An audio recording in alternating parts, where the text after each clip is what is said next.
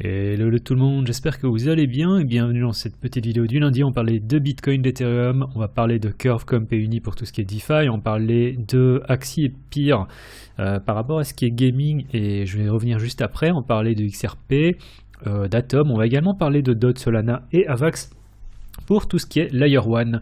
Alors avant ça justement pour parler justement de gaming, il y a cette petite news qui date d'il n'y a pas longtemps, qui date vraiment juste d'il y a 1 heure, qui parle de Square Enix. Alors Square Enix, je ne sais pas si vous avez joué à tout ce qui était RPG, mais il y a eu Kingdom Hearts, il y a eu Final Fantasy, en fait tout ce qui est saga Final Fantasy, c'est de Square, et à mon avis ceux qui jouent un peu à Final Fantasy doivent connaître. Donc ils sont en train de... Ils contemplent une entrée robuste au sein de la blockchain comme part de leur stratégie de business. Alors ils en parlent à l'intérieur, ils parlent du fait que c'est potentiellement une stratégie à moyen terme, ils ne parlent pas encore de long terme et ils ne parlent clairement pas non plus de court terme, mais en gros c'est vraiment assez positif pour tout ce qui est blockchain et par rapport à tout ce qui est NFT également. Au sein de l'article, il renvoie vers 2 autres liens qui évoquent la possibilité d'Ubisoft, enfin simplement d'Ubisoft lors de ces derniers earnings, ils ont parlé de blockchain, sans plus ceci dit, et d'Electronic Arts, si ça veut bien charger, qui pense, notamment le CEO, qui pense que l'NFT est le play to earn, qui est le modèle que Axie Infinity utilise, sont une part du futur du gaming, donc de l'industrie du gaming. Donc c'est assez gros de voir que, et d'un autre côté ça paraît assez évident parce quand on regarde par exemple le chart de Axie Infinity, ce truc est passé de 1$ à 150$. Alors on parle de Axie, on ne parle pas de SLP. SLP est simplement en train de mourir, mais le projet Axie, où vous avez besoin de différents Axie pour jouer à Axie Infinity, et ben lui prend énormément de valeur. Et quand vous voyez ce genre de choses qui se passent, qui en l'espace d'1 an fait 1500%, non même potentiellement plus, oui c'était pas 1500, c'était 15 000, là on est même plus à 15 000, on est à 22 000%. Quand en l'espace d'1 an un projet fait 22 000%, et ben, il est normal que ça attire les gros de l'industrie, à savoir Square, Ubisoft et Electronic Arts.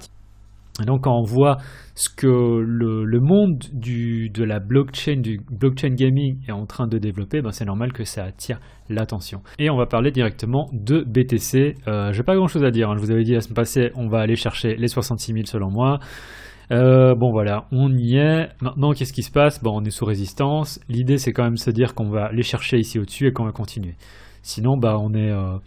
Une fois qu'on flippe ça, normalement c'est censé redevenir support. Si on repasse en dessous ici, on peut encore éventuellement venir chercher les 60 000. On est encore parti potentiellement pour plus de chop. Si on passe, on continue et c'est très très bien. J'ai vraiment pas grand chose à dire en plus que ça sur BTC.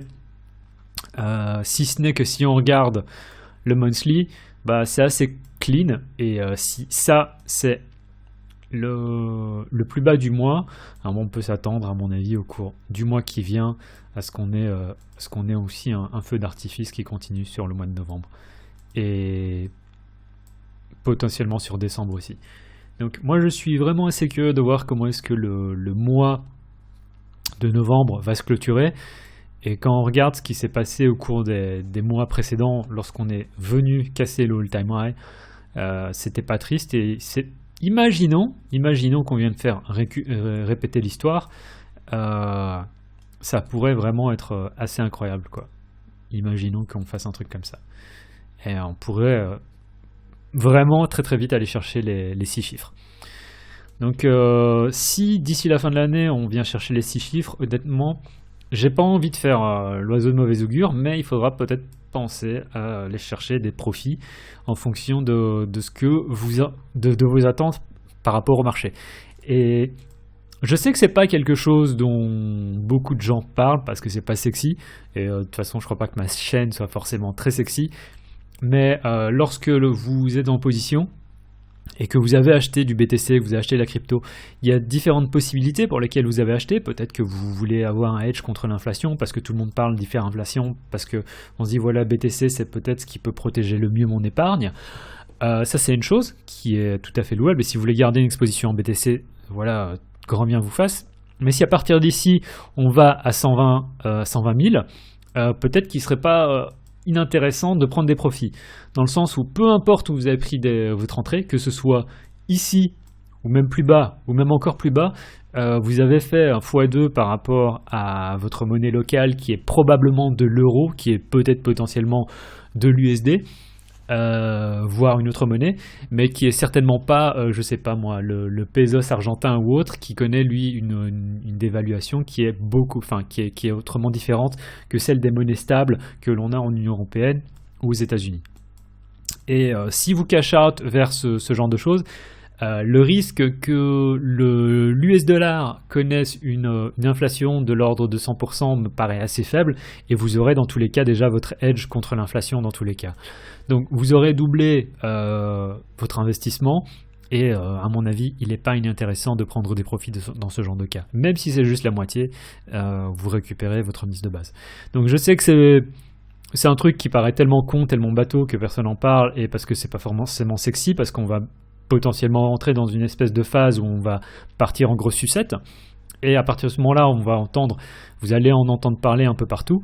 Honnêtement, et je voudrais que ça se passe, c'est que dans les médias mainstream on recommence à parler de BTC et des cryptos par rapport aux gains qui sont effectués en termes de valuation. À partir de ce moment-là, on pourrait peut-être driver un peu plus de retail, parce que pour le moment, quoi qu'on en dise, on n'en parle pas beaucoup de BTC. Et si on commence à en reparler, je pense que ça pourrait être beaucoup plus intéressant, partir en sucette, et à partir de ce moment-là, il faudra peut-être penser à sortir. Parce que une fois que les médias mainstream vont commencer à en parler, potentiellement tous les VC vont vouloir sortir de position. Tout ce qui est fund également, et on pourrait avoir un retournement à partir de ce moment-là. Je ne dis pas que ce sera le top et qu'on va rentrer en bear market, mais il faut garder ça à l'esprit.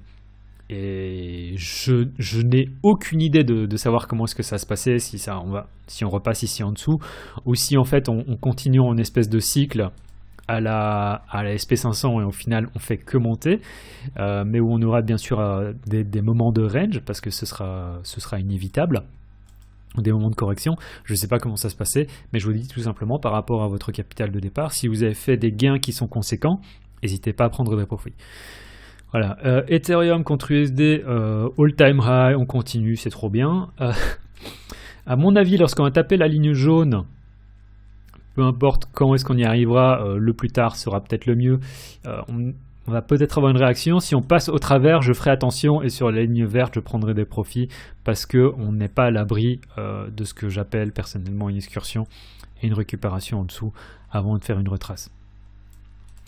Donc je ne sais pas, honnêtement on est all time high, donc tout ce que vous allez faire pour le moment c'est faire du suivi de tendance, et je voudrais dire que tant qu'on ne vient pas casser sous les 4003, on est à nouveau en mode, on continue en mode up only comme on dit en anglais. Curve, alors j'avais parlé la semaine dernière de cette possibilité de trader ça si on avait dans un premier temps une récupération du range.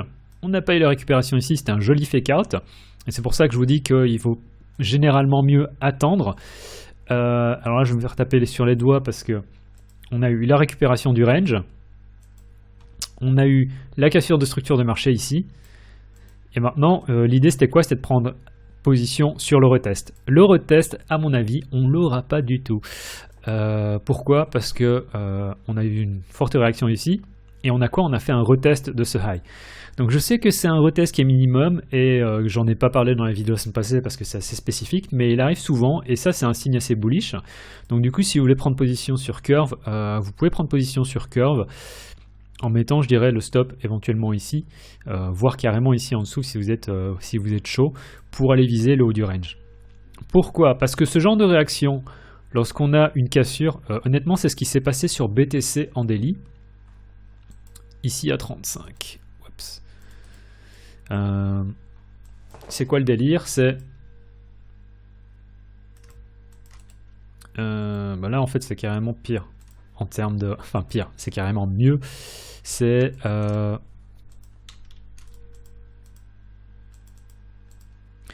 récupération du niveau, cassure de structure de marché ici. Le retest qu'on a eu, on le voit pas ici parce que en fait il a été fait ici. Et ça c'est le genre de retest méga bullish vous voyez les prix qui d'un seul coup se barrent. Alors on a droit à un peu de chop, à un fake out, on vient retester ici, mais jamais on vient retester la zone. Et on continue, et après ça a été en mode yallah. Où est-ce qu'on est? Voilà, on est au prix actuel. Et quand vous voyez ce genre de choses qui se passent, c'est généralement assez bullish. Alors, j'en ai pas parlé la semaine passée parce que c'est très spécifique et que ça arrive pas souvent. Mais du coup, vous voulez prendre position sur ce genre de choses.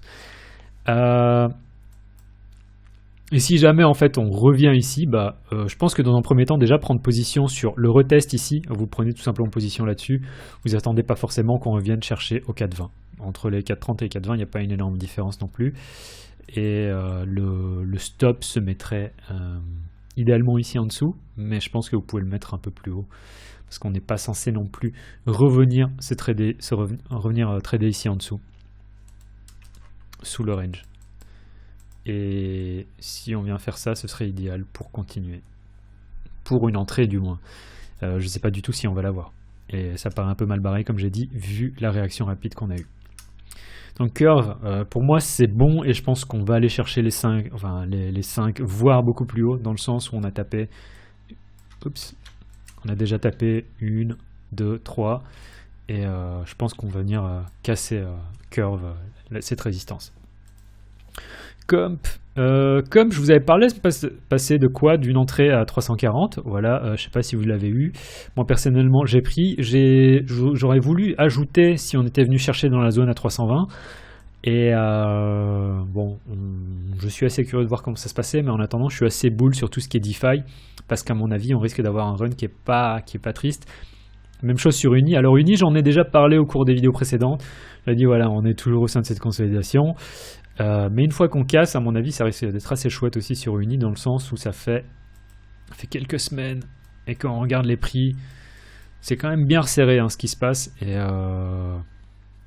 bon alors, le mouvement, normalement, première target, c'est les $30, mais l'idée c'est de se dire que voilà, on peut aller plus haut sur Uni, voire carrément aller chercher un all-time high.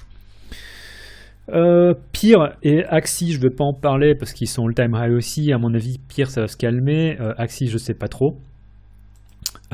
XRP a une bonne gueule. Honnêtement, ce qui se passe sur XRP, j'aime bien.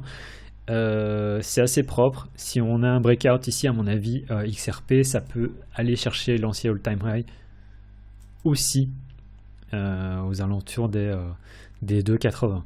Alors, je sais qu'en termes de se dire que ça c'est une résistance, c'est pas vraiment une résistance en vrai, parce qu'à mon avis, tous les gens qui ont acheté du XRP ici, et ils n'ont pas attendu 3 ans pour revendre, enfin 4 ans même, et à mon avis, ça c'est pas vraiment une résistance, c'est simplement un niveau psychologique à garder en tête, mais sans plus, et on pourrait totalement passer au travers avec XRP. Donc XRP, j'aime vraiment bien ce qui est en train de se mettre en place. Alors on est sous résistance et il faut faire attention parce que ça s'est déjà vu. On est des hey! Et ça ce serait assez grave. Imaginons que la SEC se dise non mais en fait XRP c'est une security, on va vous infliger une énorme amende mais qui serait gigantissime par rapport à ce qu'ils ont l'habitude de faire. On ne sait pas ce qui peut se passer, et à partir de ce moment-là, ça pourrait ne pas être triste sur XRP. DOT all-time high, c'est un peu la même chose que sur BTC, sur Ethereum, donc pas grand-chose à dire, mais vraiment bull sur DOT, et je suis assez curieux de savoir où est-ce que la valuation de DOT pourrait aller. Quand on regarde le CoinMarketCap, DOT pour le moment est à 50 milliards de dollars. Solana est déjà à 73, et si on fait une comparaison avec n'importe quel autre, avec la plus grosse layer 1, c'est bien sûr Ethereum, on a 560 milliards. Donc il y a des gens sur Twitter qui s'amusent déjà à faire des comparaisons entre le market cap de Solana et d'Ethereum. Je ne sais pas si c'est une bonne idée. Les frais sur Ethereum sont 20 dieux chers à crever. Je crois que c'était cette semaine ou la semaine passée, j'ai eu des frais de $800 que j'ai fait j'oublie cette transaction, je la fais pas. Parce que $800 de transaction, c'est quand même pas de la blague. Il y a des gens, ils sont déjà en train de se dire, est-ce que Polkadot peut venir rivaliser avec Solana? Alors, il faut savoir qu'à l'époque, Solana, c'était un peu l'outsider. Maintenant, on peut voir où est-ce qu'on en est. En termes, et Polkadot n'a pas bénéficié en plus de tous les gros scams qui sont développés sur sa chaîne. à savoir les Polkamon et autres conneries qui aujourd'hui valent plus rien, valent que dalle. Si vous regardez les charts, honnêtement, c'est horrible. Il y a eu un ensemble Polka, je crois que c'est Polka Starter ou autre. Enfin, il y a eu un ensemble de scams qui étaient simplement, en gros, c'est les founders qui ont déversé leurs tokens sur les bailleurs et ça a été un énorme massacre. Tous les influenceurs qui vous ont chillé ça, en fait, c'est des grosses merdes, c'est tout. Parce que c'est des projets qui sortent de nulle part et ils ont certainement reçu des fonds et où ils n'ont pas dit voilà c'était un truc sponsorisé et en plus ils ont simplement dumpé sur leurs followers quoi. Je suis assez dégoûté quand je vois ce genre de truc. Solana all time high en attente. Alors là je pense qu'on est je pense qu'on va continuer tout simplement. Avax également. Voilà, j'ai rien à dire quoi. Waouh, ça aurait été sympa de prendre position là-dessus. J'avais parlé de ça à l'époque quand on était ici. Et on peut voir qu'on a dépassé la target. Alors pourquoi est-ce que je parle de ça aurait été sympa de prendre ça? Je dis ça aurait été sympa de prendre la mèche ici, de mettre le stop ici en dessous et de fly.